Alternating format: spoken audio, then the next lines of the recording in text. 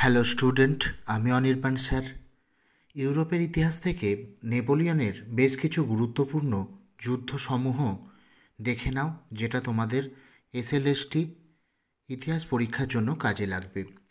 এদিকে দেখো, যুদ্ধের একটা লিস্ট আছে। এখানে আছে সময়কাল, এই দেখো।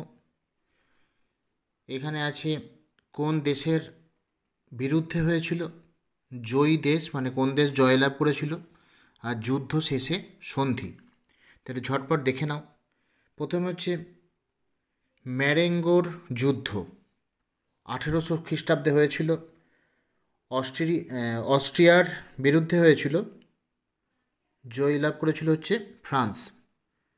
যুদ্ধের শেষে সন্ধি হয়েছিল লুনিভিলের সন্ধি, যেটা 1801-এ হয়েছিল।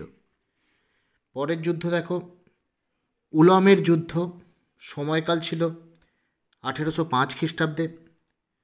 অস্ট্রিয়ার বিরুদ্ধে হয়েছিল, জয়লাভ করেছিল ফ্রান্স, কোনো সন্ধি হয়নি।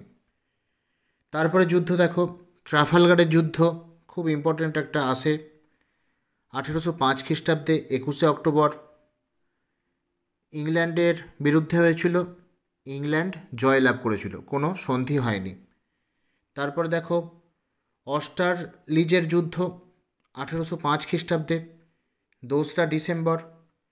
অস্ট্রিয়া ও রাশিয়ার বিরুদ্ধে হয়েছিল, জয়লাভ করেছিল ফ্রান্স। যুদ্ধের শেষে যে সন্ধি হয়েছিল প্রেসবার্গের সন্ধি, যেটা 1805 খ্রিস্টাব্দে 26শে ডিসেম্বর হয়েছিল। তারপরে দেখে নাও জেনার যুদ্ধ, 1806 খ্রিস্টাব্দে 14ই অক্টোবর। প্রাশিয়ার বিরুদ্ধে ফ্রান্স জয়লাভ করেছিল, সন্ধি হয়েছিল স্কনব্রানের সন্ধি 1806 খ্রিস্টাব্দে। তারপরে দেখো ফ্রিডল্যান্ডের যুদ্ধ, 1807 খ্রিস্টাব্দে জুন মাস। রাশিয়ার বিরুদ্ধে ফ্রান্স জয়লাভ করেছিল, টিলসিটের সন্ধি হয়েছিল 1807 খ্রিস্টাব্দে।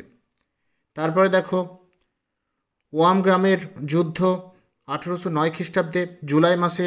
অস্ট্রিয়া বিরুদ্ধে হয়েছিল, ফ্রান্স জয়লাভ করেছিল, সন্ধি হয়নি। বোরোডিনের যুদ্ধ, 1812 খ্রিস্টাব্দে 7ই সেপ্টেম্বর। রাশিয়ার বিরুদ্ধে হয়েছিল, ফ্রান্স জয়লাভ করেছিল, কোনো সন্ধি হয়নি।